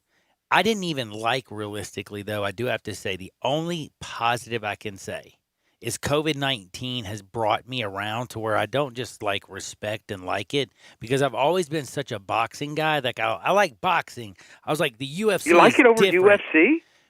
I always loved it. Always until now. The change has happened. I'm sorry. Now that, I'm sorry, there's no Tysons. There's no Muhammad Ali's. Tyson Fury just beat up a gym teacher not too long ago. Anthony Joshua, I think, got knocked out by a gym teacher. It's like, the heavyweight in pro boxing, it's hilarious. But the UFC Johnny, I went to fights. Dope. I went to Vegas with my father and his friends when I was in high school. I saw Muhammad Ali fight twice. Whoa. We're talking about the heyday. I was sitting 8th row ringside for Ali Holmes. Saw one of the Ali Frazier fights. I mean, the electricity going through that arena, an outdoor arena, both were outdoor arenas in the time behind Caesars, were incredible. I mean, just the electricity, in and around Vegas the day of the fight. And I think that the only thing you really see close to that is the UFC, and I think we might see it with this Kamaru Usman and Jorge Masvidal fight. I really do. I mean, Masvidal has made this a must-see. I mean, there was going to be 3 championships. He's my favorite fighter now, and I know I just became a recent UFC dude, but the way he knocked out the last dude in his fight, the way he talks, the fact that he's like a week, I'll cut 20 pounds you know how in he a got, week. you know how he made. Yeah, because the other dude did drugs or something, right? No, he was part of that whole backyard fights that used to take place. Are you talking about how he got into this? Yeah, he got into it from backyard brawling, but didn't he also didn't somebody else supposed to fight him, but he did some like PEDs or something? So no, he's into the fight because Gilbert Burns got COVID-19. Him and his trainer. So that's why that on ain't a week's notice. PEDs. He was supposed to fight Usman. They just couldn't come to terms. He wanted more money. So he originally was part of those backyard fights, in South Florida with Kimbo Slice. What happened was there was Kimbo Slice's protege. He met somewhere in one of these fast food joints, and they started talking, and he beat up this guy 2 times in a row. And that's how he made his name. So no way. Yeah, look it up. I knew I liked him. Gabe showed me a couple fights that are on YouTube. Yep. And after watching those, I was like, yeah, this is the dude. He's my guy. Now the problem is he is fighting Kamaru Usman. Yes, that is a problem. Usman hasn't lost since 2009. He goes by the nickname the Nigerian Nightmare, and he was allowed to use the name by Christian Okoye. I was going to say that makes me think of Kansas City running back. Yeah. So Christian Okoye allows him to use the nickname. I think he trademarked the nickname, and it's going to be a whale of a fight. These two, I think it's going 5 rounds. I can't find a winner in that fight. I think it's going to be that tough. Oh, I don't blame you. Usman's like a 2-1 favorite, but there are 2 other championship fights. Well, I was going to ask you. I was going to say which one's the best one, because you got the title bout in the bantamweight and the featherweight. I like everybody, but you got Jose Aldo and Mr. Yan, and then you have Alexander who's fighting Max. That's going to get nasty as hell. Here's what I like about those fights. Peter No Mercy Yan. I think he's going to do it to Jose Aldo. Jose Aldo just doesn't. He doesn't kick enough and set things up enough, and he also has some gas tank issues. Now, this is for the vacated title that Henry Cejudo gave up after he retired. So I just think Peter Yan this is a guy that he's a natural bantamweight. He's on the upswing. He has no weaknesses. He's only lost once too, as well. Yeah. He takes down Aldo, and then in the other fight, Alexander the Great Volkanovski. I think he's going to take down. I think he's going to beat Holloway for a second time. The scoring on that first fight was crazy. I had Volkanovski winning all 5 rounds, and they had it 48-47 Volkanovski by 2 judges. I think they were trying to maybe set it up because Holloway was the champion, whereas if he won the 5th round, they could give it to him. But the problem here is Holloway is a volume striker. He needs to land 4 or 5 punches in a row to put a fighter like Volkanovski down. I don't think he can do it. Volkanovski's the better wrestler. He's a low kicker. Some guys kick to the midsection. They kick to the head. He kicks to the legs. He's a low kicker. He's a striker. Even broke his hand in the last fight against Holloway, and still, I thought, took all 5 rounds. And what's most interesting about him, he's a former rugby player. One time he was 225 pounds, 5'6", 225, but he decided he wasn't going, to the high level playing rugby, professional rugby. So he started losing weight. The only fight he's lost, he's 21-1, was at 170 pounds. He's fighting this fight at 145 pounds here. He is too tough here. He takes it, and if you want a nice underdog, how about this name? If I had a daughter, and he came to my door, and he said his name, I might shut the door. It's Zhalgas Zhukemulov. Whoa! 2 Z's. If Zhukemulov came to my door and asked to take out my daughter, and he told me he was a fighter, with that name, my daughter's got the last name Sterling. They're probably keeping their last name. This guy is really tough, though. Great grappler and wrestler, has a great overhand right. Wrong fighter favorite here. We're taking Zhukemulov here, plus 150. So that's what I got in the UFC. Man, I got to tell you something, Lee, and I hope everybody's listening to me. I know you're going to be on with Alex, or you've already been on with him. I know you do the show with him. Yep. Alex is a family friend of my producer, Gabe, and a friend of the show as well. He was on before you. He can vouch for it. Gabe can vouch for you. You have been on fire when it comes to the UFC cards. So how about this? Go ahead. Since we started selling cards last fall, one of the gentlemen that works for me, Steve, is a former MMA fighter, fought amateur. And he studies it like crazy. Now I do it because I got time, so I'm watching fights, and we come together. Since we started selling fights last September, we've won 13 out of 15 cards, had a winning record. The last 3 cards were 13-4, and 4 of those 13 wins are underdogs of plus 150 or greater. 2 of them were 200 plus 200 underdogs. So that's like the equivalent of going 16-4. Man, I'm gonna stay on this roll. They want to get involved. My top 7 selections for Saturday, just $77. Check it out, ParamountSports.com, and follow me on Twitter. I usually throw out a free selection about an hour before the first fight, and I'll be having commentary during the fights. You ever want to tweet something to me, I always tweet back and answer. My Twitter handle's at Paramount Sports. Dude, Lee, you're the absolute best. I love you more than anything. Thank you for joining me. Yeah, I let's hope just you have think a blessed positive. one. Hey, positive. We're going to have college football, baby. Wear a mask. Stay at home for 2 weeks. Wear a mask so we can get football back. Hey, amen. I couldn't say it better. That's Lee Sterling. Check him out. Paramount Sports. Don't play no games. Series of Heart Attack. 800-400-9741. If you want to win, my man's a winner. Now, I got to tell you something. I got a little something special coming up here at 2:30. I'll tell you a little bit more about that. But first, we're going to take this jaunt to another level because, man, I just gave you winners in UFC. And what's my favorite segment of the day? Hard and Wood. This is Access Hard and Wood. Dude, he's that good, yo. He's that good. I just pulled it on him. Like, yo, do you think he's got it? He had it. I knew he'd have it.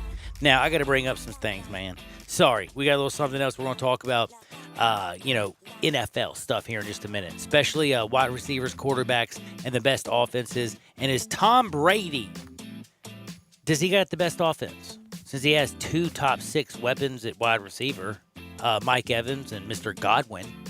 You also have, Mr. Ronald Jones. Don't forget Gronk, Brait, and Mr. OJ. Not Simpson, but Howard.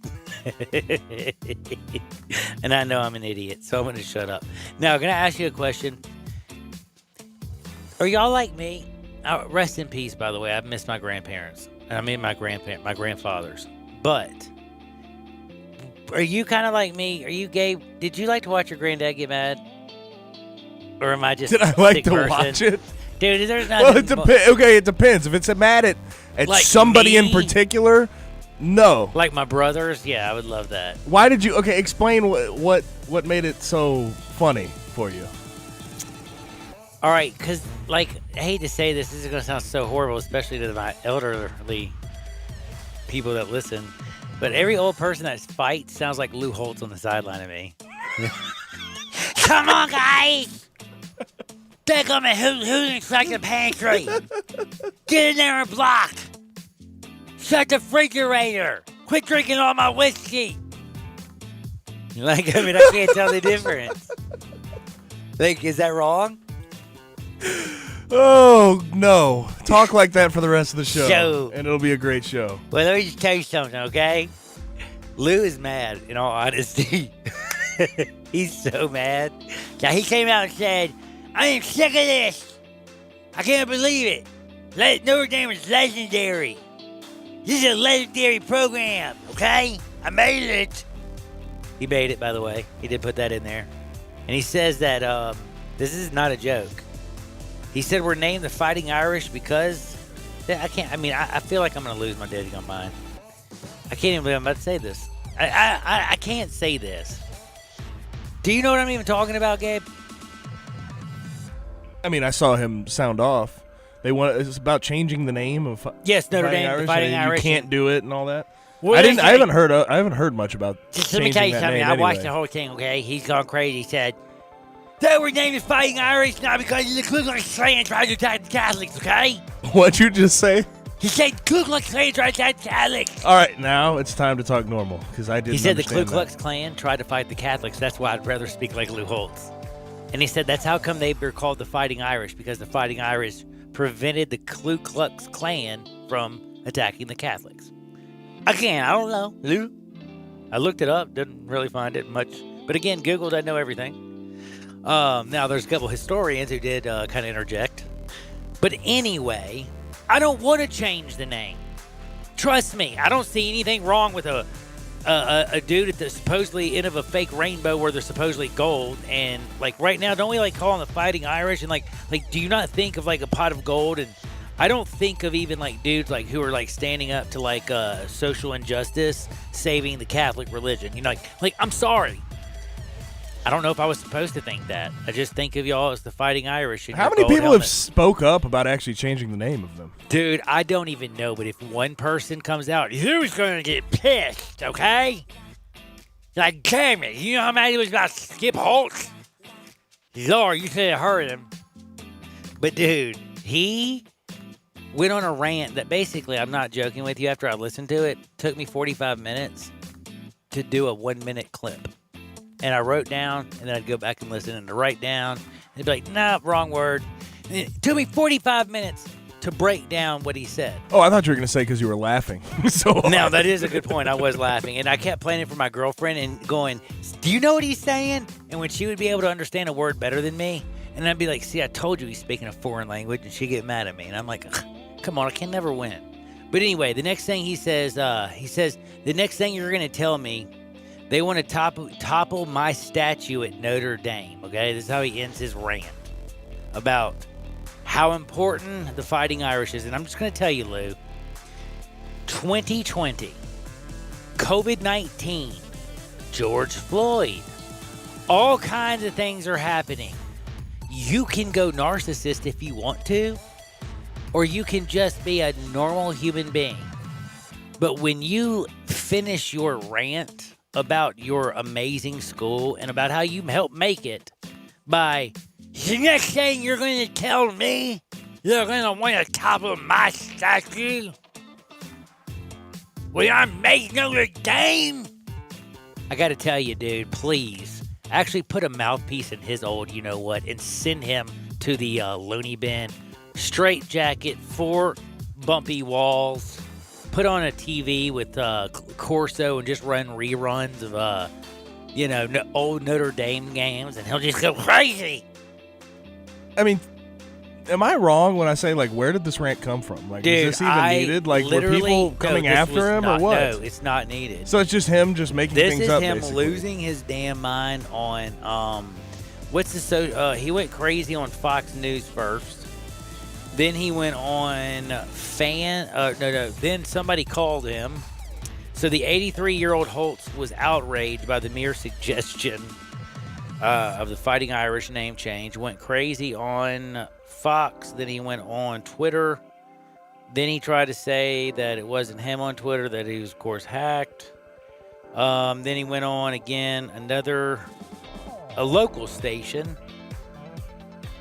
I mean, I don't even know this guy's name. Did he forget to take his medication yesterday, Like, man? he went on with God. Todd Rucker, local channel, who's like. Someone give Lou his medication, man. Anyway, he that's is what I'm off. He basically is about to say. off the wall right Like, now. it was 1988, wasn't it? They won the championship, I think. Yeah, anyway. Point is, I just want to ask you a question. 88 was a long time ago. But also, like, 1924 was a long, long damn time ago, too, when you're trying to sit there and say, that's where the yank came from. And I was like, dude, were you there, Lou? Probably. But you sound like you were there in 1924. But just do me a favor. Calm down. Like, give that dude a huge Xanax, a fat drink of whiskey, and I know. I'm telling you, they didn't like, give. dude, you get medical he marijuana didn't, now. They don't didn't. You? They And didn't give him where's his he at, in medication. Indiana? Clearly, they clearly didn't give him his medication. I'm telling you, I guarantee you, if this man had medical marijuana, there's no way he goes on television and goes absolutely bananas, and then starts talking crazy, and then finishes it with this. Again, how big of a narcissist are you? The next thing you know, we're going to topple my statue. What? You are a lunatic. What are you trying to tell us? You toppled Joe Pot. Well, you know why they toppled Joe's, right?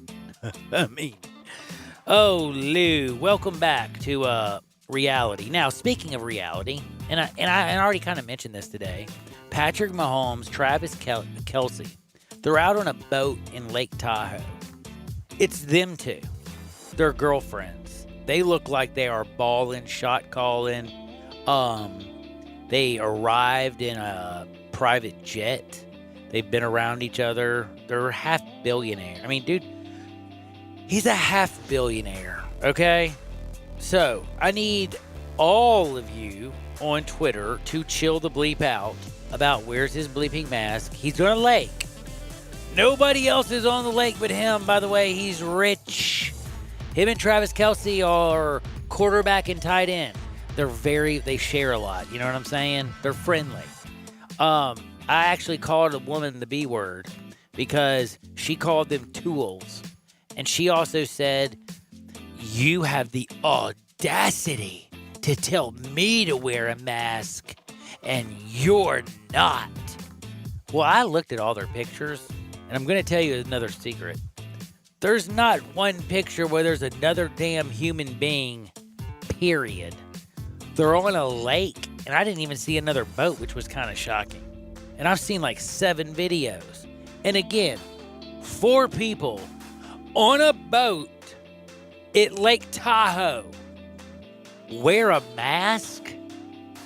Is it one of the season? You keep telling me to wear a mask. Well, damn right. We're talking about when you leave your house. Like, okay, if you're in your house, I don't give a damn what you do. If you're in your bedroom, I don't give a damn what you do. And if you loaded like Jerry Jones out on his yacht, I don't give a damn what you do. Because you rich.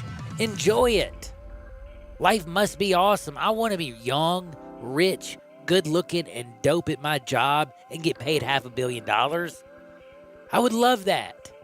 I would also like to be able to speak honestly, tell people how I feel, and then go and live my life. And when I go live my life where there's no other human beings around, I sure as hell don't need some, what is it, Karen now, what we're calling her? Yep, Karen. I don't need Karens or Lukes or whatever they are these days. Dales. They call them Kens? Karens and Kens? Karens and Kens. I don't need Karens and Kens to hit up the Twitter. You're not wearing a mask on your boat. Shut up. That is not a public... Again, why is it that we can't always use logic? I taught you yesterday how to use it. Carly B, Nicki Minaj. Minaj means 3. You know 3, 1, 3 is greater than 1. I think toi means 3. I don't know if the Minaj part. Well, that's 3. That's what goes in front That's what of you it. assume. Well, behind it, when actually. you hear Minaj. Or together. It just goes all together. Trust me. Trust me. This is a lot. I'm a logician today. Now, I will tell you also, 901-406-1101. That's 901-406-1101. Why? Any house, any area, as is. If you're living next door to Karen or Ken and you just can't take it anymore, or maybe you're renting your house to them, and you just can't take it. Or maybe it's Jim and Daryl. Or maybe it's just Gabe. Call 901-406-1101 and just sell that junk. You don't have to worry about renters. You don't have to worry about your house. Maybe you're like the Jeffersons back in the day and you're just moving on up. Let me tell you a little secret. You got to sell usually your property to get that new property that you always want. It is kind of a buyer's market right now. If I were you, get on out there. 901-406-1101, guaranteed to close in 5 days. That's any house, any area, as is. As simple as that, literally. Doesn't get any easier, does it?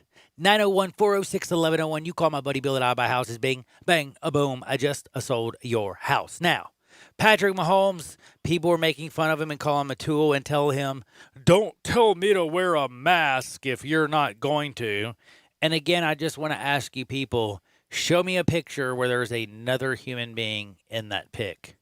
Chill out. Now, by the way, right before I go off, because this is the end of it and I got to bring on a new friend, we're going to talk a little bit of football. Have you heard about Eminem's new diss track? Or his new track, I mean. Bro, he took a shot at Drew Brees.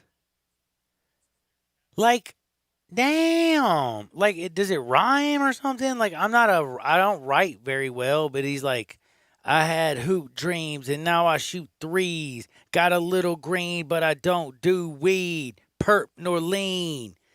Bang, what's wrong? I mean, I don't do perp or lean. That's what is that? Is that what Russell Wilson used to like? The lean, isn't that right? Russell Wilson? I mean, not Russell Wilson. No, the one that played at LSU. Oh, Jamarcus Russell. I was like, Russell Wilson. Thank you. Sorry, I didn't mean Russell Wilson. Russell Wilson barely Seattle. drinks. Dude, he drinks O'Doul's, from what I understand. Not alcoholic beer. He drinks water. Have you not heard about his water? Like it's supposed to have like nano bubbles and make him healthier or something that he sells, by the way.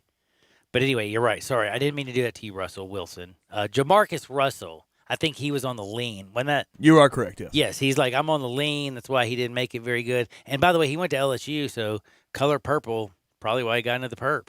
But anyway, point is, then he goes on to like, I was getting into it, and the next verse is, that's New Orleans, F. Drew Brees. So, I had hoop dreams, now I shot threes, got a little green, but I don't do weed, perp, nor lean. That's New Orleans, F. Drew Brees. What? What did Drew do? I mean, I know what he did, but didn't he like, so is Drew bad now? I mean, I'm just asking you. You know Eminem, right? Aren't you down with Marshall Mathers? Don't hear a lot from him anymore. Yeah, what happened to him, by the way? I don't think we need to keep beating a dead horse there. Dude, I think Drew Brees has come out with his apologies and done more than enough to try to rectify his character. If you don't like him, you don't like him, but I don't think we need to keep dragging him through the mud day in, day out. Like that's enough. That's enough. Mm-hmm. And by the way, just to remind you, remember he's raised millions for the COVID relief down in Louisiana, done tons for schools, all kinds of things. And the last thing I was going to ask you, though, was this just a sad attempt at trying to get somebody to pay attention to you? Because it's been a while since Eminem has dropped a track. Do you have to drop a F. Drew Brees to get anybody to pay attention to you? He always has done this. He always does this. He always brings up names. He's got to call people out. It's part of his style at this point. Dude, I think his style has run out, to be honest with you. It's whack. It's whack, yo. But I will say one thing. We'll be right back, yo. Sports 56, 96.1, 87.7 FM. Sports 56 Mornings with Peter Edmiston and CJ Hertz. Weekdays from 7 to 10. Only on Sports 56, 96.1, and 87.7 FM. At Advance Auto Parts, we take the guesswork out of your oil change. Our experts will help you find the right oil, the right filter, at the right price every day. Get 5 quarts of full synthetic Valvoline, Mobil 1, Castrol Edge, or Pennzoil Platinum with a Fram titanium oil filter for just $33.99. Plus, this July, we're donating $1 to Building Homes for Heroes with every 5-quart bottle of Valvoline sold. Advance your auto at Advance Auto Parts and participating CarQuest locations. See store for details. Progressive Motorcycle presents Road Wisdom from the Motor. Half man, half motorcycle. If you missed a turn, there's always another turn. Take it to get back to the turn you missed. Use your turn signal. Progressive Motorcycle also presents Roadside Assistance. Progressive Motorcycle, for those who were born to ride. Progressive Casualty Insurance Company and Affiliates. If you want to make money in sales, Flynn Broadcasting wants you. If you can sell, Flynn Broadcasting has a great career waiting for you. If you can sell, we have great benefits, salary, commission, sales leads, and a great place to work. If you can sell, let us know today. Send your resume to jobs@flynn.com. Can everyone sell? No. But if you can, Flynn Broadcasting wants you. Apply today at jobs@flynn.com. Start your great career today at jobs@flynn.com. Flynn Broadcasting wants you. Hi, this is Rob Brown. Join Pete Cordelli and me for Sidelines Saturday mornings, 8 to 10 a.m. on Sports 56, 87.7, and 96.1 FM. We'll cover the Memphis Tigers, the SEC, recruiting. Hey, if they keep score, we're covering it. Check us out on the website at sports56whbq.com and sidelines.live. Sidelines is brought to you by Duncan Williams Asset Management. Saturday mornings, 8 to 10 a.m. Get up and give us a call. You'll see the dedication in every single step. You'll see it in the smiles when smiles are hard to get. You'll see it in the little things that add up to success. The caring and passion are the things that we love best. Wolf Chase Limb Brace is your Mid-South provider for orthotics and prosthetics. They are an ABC-accredited facility, and their practitioners are ABC certified. At Wolf Chase Limb Brace, their services include artificial limbs, legs and arms, braces of all kinds, and custom molded inserts. You can call them today at 901-507-7821 for their location on Highway 64 in between Germantown Parkway and Appling Road, or visit them at their new location in Jackson, Tennessee. That number is 731-660-5900, or visit them on the web at wolfchaselemembrace.com. Dedicated our life to yours. Wolf Chase Limb and Brace. Now back to Johnny Radio's Happy Hour Kick it over here. Kick it. on Sports 56 and 87.7 FM. Here's your host, John Harden. Gold and shackles, ball and chain.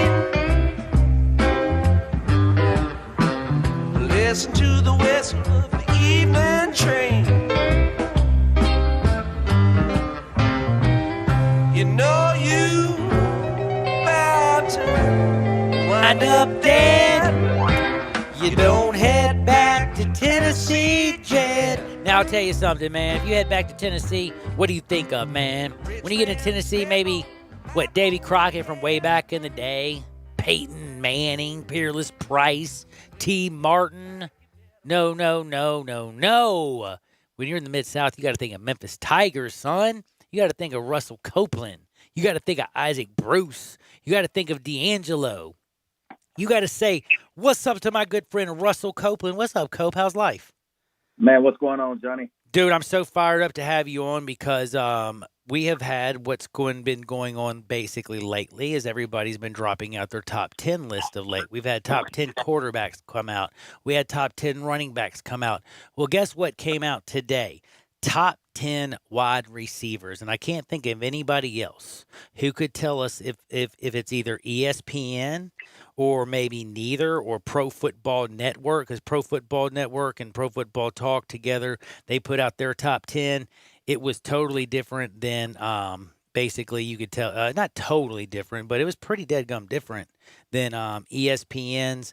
I'm going to find out some fascinating stuff because I got my list, but the person that I really want to hear from is you. And I want to know first and foremost, what makes a number one wide receiver in the National Football League?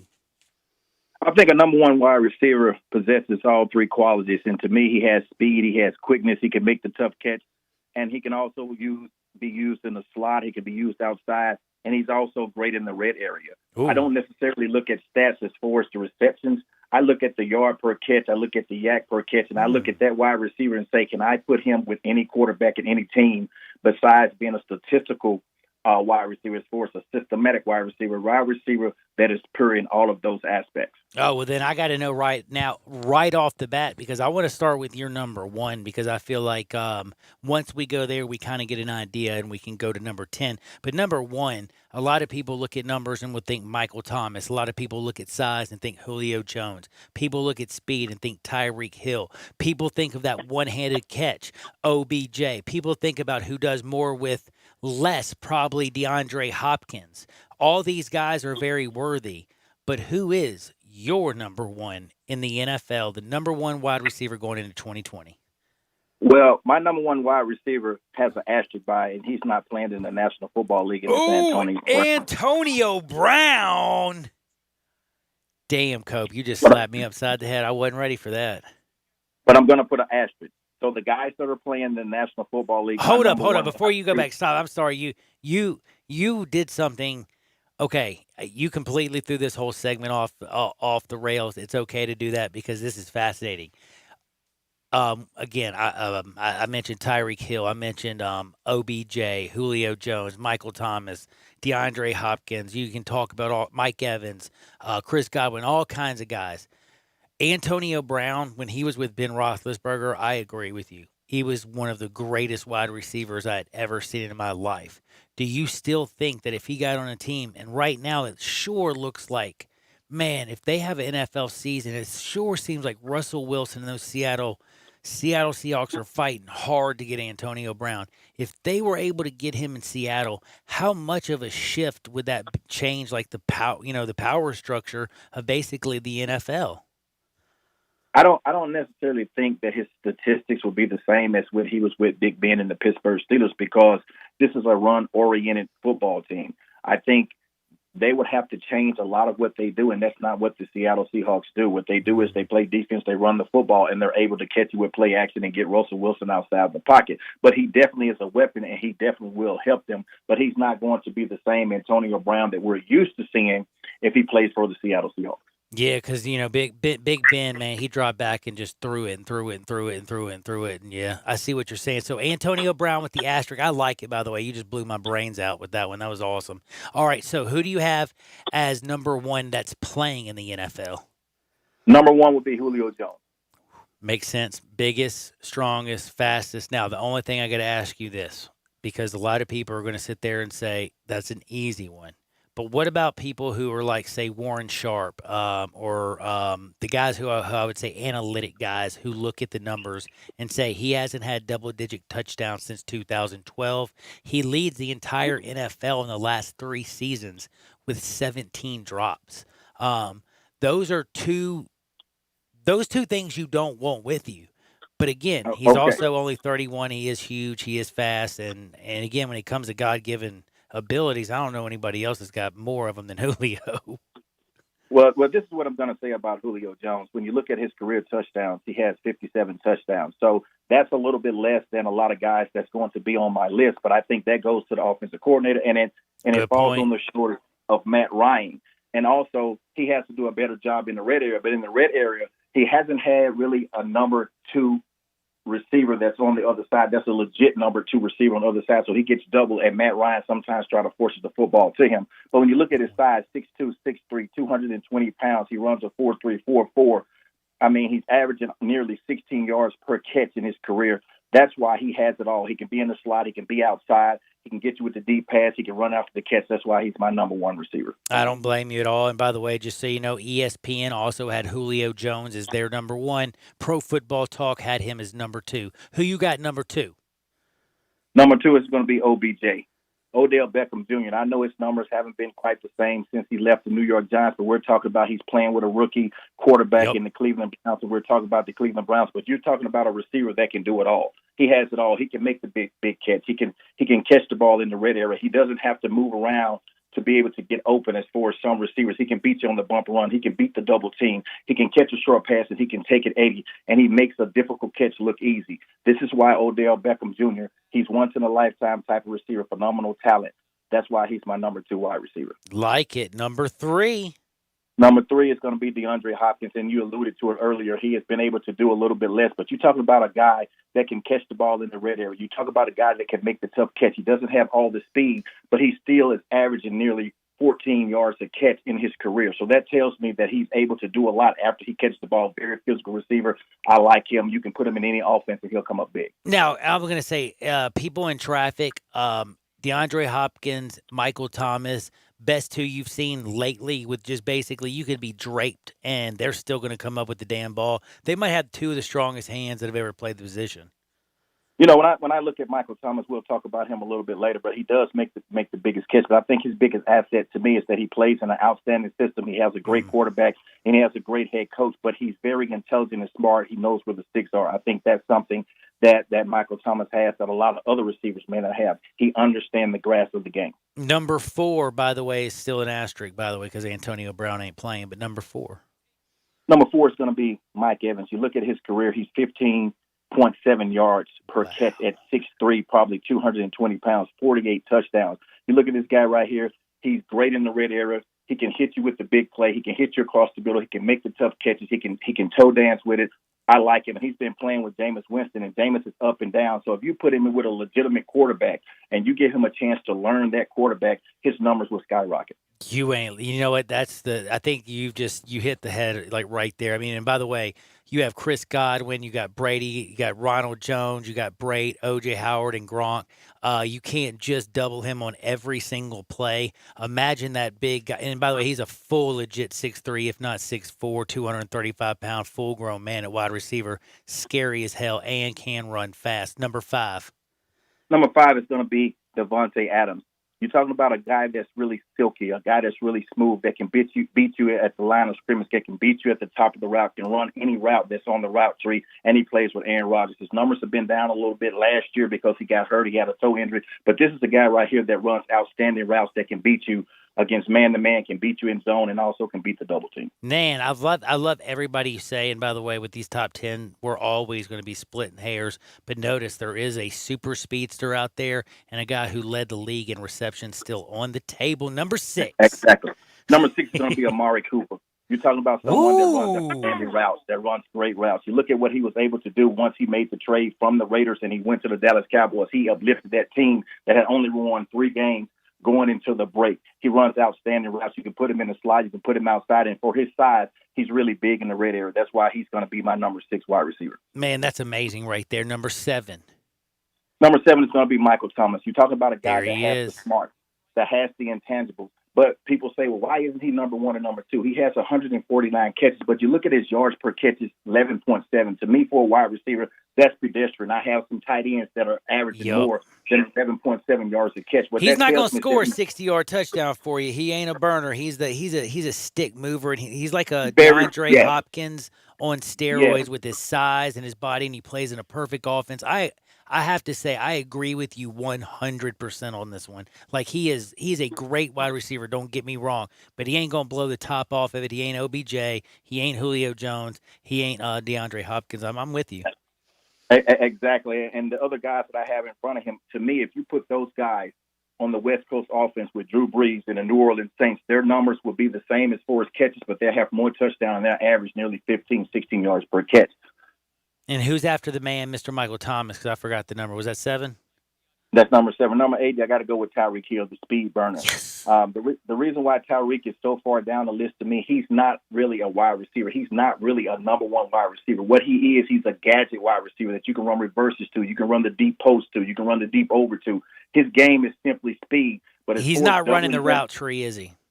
Exactly, and that's why he's down. And if you look at him, he's not even the number 1 wide receiver that's on their team. It's going to be Kelsey. But what he's able to do, he has speed. Speed always kills. But he can't do everything that I would like a wide receiver to do as far as the bump and run, as far as looking at the coverages, as far as running route 1 through 9. And I will say one thing. Remember I said this, Clyde Edwards-Helaire this year, Rookie of the Year. He will also help open up because Tyreek Hill takes the cover off the top. Kelsey's over the middle. That just opens it up for the rookie Clyde Edwards-Helaire. Remember what Kareem Hunt did in his rookie year with 1,327 yards. So just a little side note. Who you got after Mr. Hill?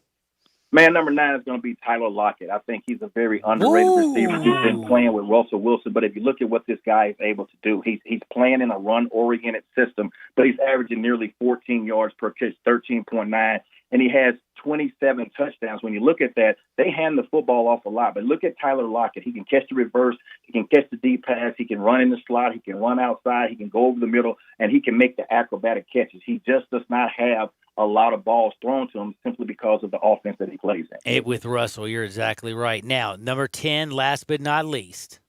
Number 10 is going to be the rookie, A.J. Brown from Ole Miss, the Titans. You're talking about a great young man. I mean, he had over 1,000 yards this year, and he averaged 20.2 yards per catch. I'll say that again: 1,000 yards, 20.2 yards per catch with 8 touchdowns. He's the last one that's on my list. He's a young guy, and I think the sky's the limit for this guy right here. He's going to be my number 10 going into this season, 2020. Holy cow. That's why you have a guy who was a NFL wide receiver, the best wide receiver here at the University of Memphis, the man, the myth, the living legend, Russell Copeland. No, I got to ask you before I say goodbye. Tom Brady, with what you mentioned, you got Mike Evans up in there, and you got him way up in there. I think, what was he, number 4 or 5? He is a full-grown man. We didn't talk about Ronald Jones. We didn't talk about even Chris Godwin, who I know you were thinking to yourself, he's close to, he's a top 20 wide receiver out there. The guy only had 9 touchdowns and 1,333 yards on 86 catches and only dropped 4 balls all season. That is very damn impressive because, heck, I only think he should have had 2 drop balls, basically. But anyway, point is, has Tom had this much offense ever around him?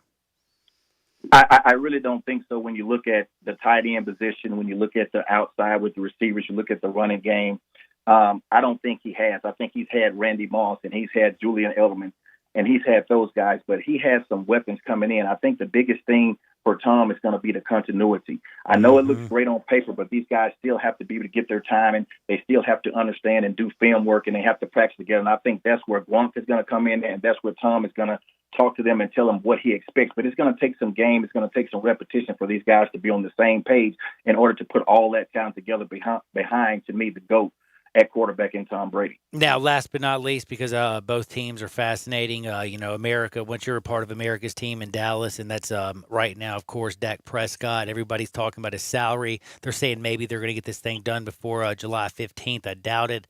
I think he'll probably play under the franchise tag. But if you're just playing fantasy quarterback or whatever, end of the year, better numbers. Amari Cooper, you got now CeeDee Lamb, you got Zeke Elliott, that amazing offensive line, and one hell of a defense in their schedule, or the freshness with Tom Brady and the Bucs, even though he's got Godwin and Mike Evans and Gronk and Braid, et cetera, et cetera. Who has the better season this season? I think it's going to be Dak Prescott overall. And the reason why I say that, as I mentioned before, is the continuity. These guys have played together, and they have a heck of a three-headed monster with Cooper, with Michael Gallup. You got Elliott, and also you got the rookie that's coming in, and Lamb from Oklahoma. I think they play together. They understand the offense, and I think with their coach, McCartney, coming over from the Green Bay Packers, Mike's going to tear it up. Man, when you put all of that together, I think Dak Prescott his fingers are just turning, saying, we're not only going to have a great year, I think we can win the Super Bowl. And I think he knows that the money is going to come, especially when you look at, what Mahomes was able to get. I like the Cowboys. Sometimes addition by subtraction means more to a team, and you take a horrible coach and Jason Garrett away, put in a Mike McCarthy around all that talent. Who knows what this Cowboys team is going to look like next year? They could be a bunch of damn studs. I know one thing, Russell Copeland's always a stud. We'll do it again. Be good out there. Have a blessed weekend, my friend. Thank you, man. Appreciate it. Thank you. That's Russell Copeland. This is Sports 56, 96.1, 87.7 FM. Greg Gaston and Eli Savoy get you through the midday with Sports 56 Middays. Delivered by FedEx. Weekdays from 10 till 1 on Sports 56, 96.1 and 87.7. We are real sports talk. Sports 56, 96.1 and 87.7. Available on your radio dial at 560 AM, 96.1 FM, and 87.7 FM. As well as online around the world at sports56whbq.com. Take us with you everywhere on your phone or tablet by downloading the Sports 56 app. And at home, tell Google or Alexa to play Sports 56. Wherever you are, stay tuned to real sports talk. Sports 56, 96.1 and 87.7. Napa know-how.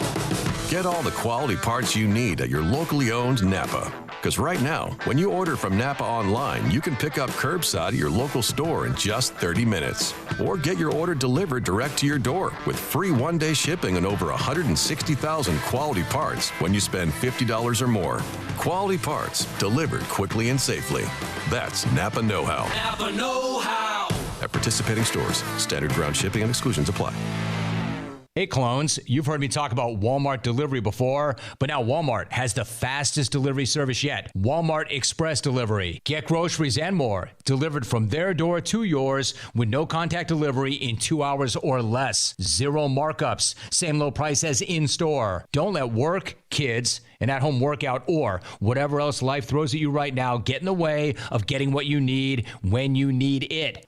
Try Walmart Express Delivery today. Restrictions and fees do apply. Hi folks, this is Dominic Kuhn, General Manager here at Sunrise on the Pike. I want to invite you to the Sunrise Annual Tent Sale going on right now. Thinking about a new or used car or truck and not sure where to get the most for your money? Come to Sunrise on the Pike. More than 1,000 Buicks and GMCs to choose from. The majority price is employee pricing. You heard right, employee pricing. That means you pay what we pay. Bad credit, bankruptcy, slow pay? That's okay. Here at Sunrise, we specialize in secondary finance. If you got a job, you're approved at Sunrise, the home of the guaranteed credit approval. See us online at sunriseonthepike.com. Save now on your 2021 swimming pool at Family Leisure. Buy now at 2020 pricing and save your spot for the first installation of 2021. Patio furniture 20 to 30% off. Play gyms in stock. Beat the heat with an indoor game table or slate pool table. Pool toys and floats up to 30% off. Family Leisure, Whit Road at I-40, where family and fun come together. Where family and fun come together. Now back to Johnny Radio's Happy Hour. Let's go! On Sports 56 and 87.7 FM. Here's your host, John Harden.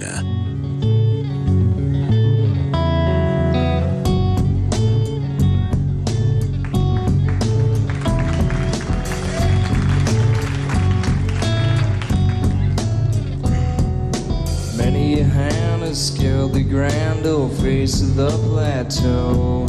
Some belong to strangers and some to folks you know. Holy Ghost and talk show hosts are planted in the sand to beautify the foothills, shake the many hands. There's nothing on the top but a bucket and a mop and an illustrated book about birds. You see a lot up there, but don't be scared. Who needs Jackson when you got words? Welcome into a little Sports 56 happy hour, and guess what? I'm about to hand off this baton to a couple bad boys and Brett Norsworthy, Drew Barrett, and my man Carl Morris. They're going to be in the hizzy. They're going to drive you home on this beautiful Friday from 3 to 6. It is the last segment of my day before the weekend starts. I do also want to remind you, you got sidelines this weekend. My man's got all kinds of stuff going on. My man, Mr. Brown, he done text me. He's got all kinds of stuff lined up for tomorrow if you're a college football fan. Speaking of college football, Big Ten has already come out. They made a difficult decision on Thursday when they announced they will play a conference-only football schedule for 2020. The other shoes are about to drop. The other ones that have dropped, so far, surprisingly, on a Friday of this late, would you not have expected another shoe to have dropped by now? Like, being a Friday, it's kind of, hey, let's just dump a little it. news dump? No, Yeah. I see. I didn't. Maybe. While Sports Time's on the air. Probably. We'll you get know an what? We announcement. might get that But by I think Sports for Time. sure by Monday we'll have another domino fall. Well, I will say one thing. We're not hearing anything from Greg Sankey, the commissioner of the Southeastern Conference. He'll be last. I was getting ready to say I don't think he will be. Dennis Dodd, who joins my man Ray Brown, he'll be on tomorrow to talk about this stuff. Commissioner John Swofford, he's got a thing to step in, I would say. And you know what he's going to step in, by the way? A whole lot of mess, because could you imagine ticking off every ACC member just to appease Notre Dame? Now, appeasing Notre Dame could be financially amazing, and what if you get them to join the ACC? That is good. But David Cutcliffe is like, hey, you're going to open up Notre Dame to the ACC. I want some of that cash too, yo. So there's a lot of stuff that's going on with college football. We're going to learn a whole lot more, but I will remind you, Brian Elder Roofing Solution. That's BrianElderRoofing.com. Let's go BrianElderRoofing.com. Very simple. If you need commercial, residential, it's essential, because roofing is the most important thing. Your house or your business are your largest investments. If you have water damage, you have no idea the pain. I've gone through it. Don't let it get that bad. If you think there's even a chance that you have roof damage, call 901-867-0303. That's 901-867-0303 for Brian Elder Roofing. I'll be back on Monday Get out there, make the world a better place. See you on the flip side. Peace! I Buy Houses, 901-406-1101. That's